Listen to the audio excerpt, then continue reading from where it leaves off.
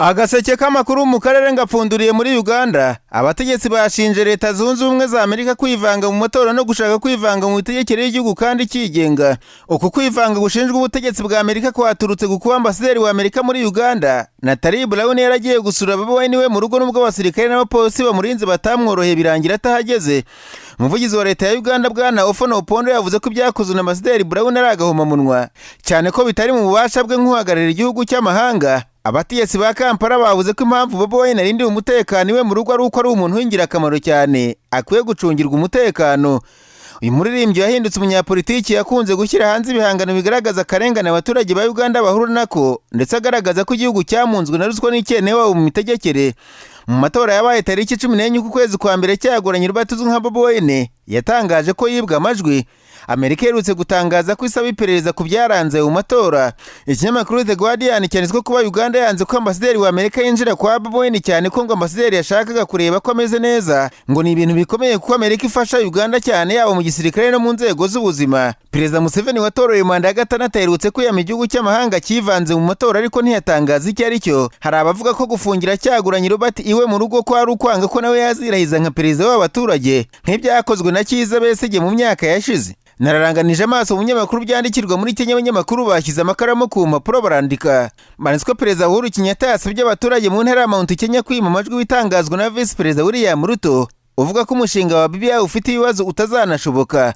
Abwira abaturage ko niba bashaka kugira Kenya nziza ejo hazaza bakwiye gushyigikira uyu mushinga ugamije impinduka mu gihugu n'imiyorere yacyo. Bwana Kenyatta ashinja ku mugaragaro Vice Perezida we ko yashatse kwiyamamaza mbere y'igihe yabona adashyigikiwe akitwaza ko yarahanye ikiganza na Raila Odinga ko byaba ari amarenga yacaga ko ari we azasigira ubutegetsi 2022. Ikinyamakuru Daily Nation cyanditswe mu butumwa Kenyatta yageneye abaturage ba Mount Kenya biciye kuri radio yabasabye gutekereza igihugu mbere yo kuba bagwa mu mutego w'abanyapolitiki barajwe ishinga no gukurura bishyira. Mu minsi mike ishize Perezida Kenyatta yasabye abanyakenya kuva mu muco wo gutora abategetsi bagendeye ku moko, abasaba ko ubutaha bazatora undi muntu upfa kuba ari umunyakenya gusa. Yaberetse ko Jomo Kenyatta umubyara Mwai Kibaki nawe ubwe bari mu bwoko bw'Abakikuyu, ndetse na Daniel Moi yari umukaranjine, abasaba ko ibi batazongera kubikora. Ubusanzwe William Ruto no mu bwoko bw'Abakaranjine yahise yamagana izo mvugo za Perezida Kenyatta avuga ko ari uburyo bweruye bwo kumubuza gutorwa kuko amahirwe yajya kuri Raila Odinga kuko atava mu ubwo bwoko bwombi. Aha Ruto yavuze ko abaturage badakwiye kumva ibya Kenyatta ahubwo bakwiye gutora uwo bumvise azabagezaho bifuza. Impamvu Ruto adashyigikiye Building Bridge Initiative ngo nuko ari umushinga ugamije guhindura itegeko nshinga kandi yumva atari cyo cyihutirwa mu gihugu.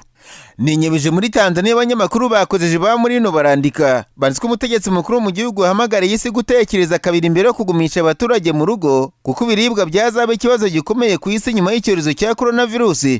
Ikinyamakuru The Citizen cyanditswe Perezida Magufuli yabwiye abaturage b'igihugu cye ko gushyira abantu mu rugo ibizwi nka lockdown kandi aribo basanzwe bakora bizateza inzara ndetse n'ibiciro bya bimwe mu bicuruzwa bikagwa kubera ko nta bantu bahari bo kubigura kuko bari mu rugo. Yatanze urugero rw'ikawa n'icyayi. Bwana Magufuli uri mu batemera ko iki cyorezo gifite ubukana nk'ubwo abategetsi mu bindi bihugu ku isi bagiha, yasabye abaturage be gukora cyane bagafatirana abantu bari muri guma mu rugo bakaba ari bo bakiriya babo, kandi ko ibi bizazamura bwangu ubukungu bw'igihugu cya Tanzania. Ubu biragoye kumenya amakuru ya coronavirus muri Tanzania kuko yaba abaturage bari cyangwa se ibinyamakuru byaho ntawe ugira icyo atangaza.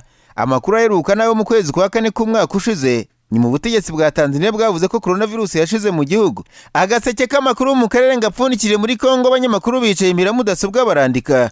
Banditswe abanyamadini gaturika muri Afurika hagati no muri Kongo Kinshasa bavuze ko bangayikishijwe n'ubwicanyi bukomeye buri kwibasira abaturage ba civili muri teritwari ya Beni muri Kivu y'Amajyaruguru. Radio Kapi yavuze ko abanyedini gaturika bari kumwe n'ingabo n'abategetsi b'intara basuye Beni ngo barebe ko abaturage bafashwe gutekana binyuze mu kubagezaho ubutumwa bw'ivanjiri. Iki kinyamakuru cya Loni cyavuze ko abanyedini basabye ko umutekano n'amahoro byagaruka muri Beni, akarere gakunze kwibasirwa n'ibitero by'abarwanyi ba ADF. Gusa ariko ikimaze gutera inkeke muri Beni nuko uyu mutwe wa ADF watangaje ko urana n'umutwe w'iterabwoba wiyita leta ya Kisilamu cyangwa se Islamic State.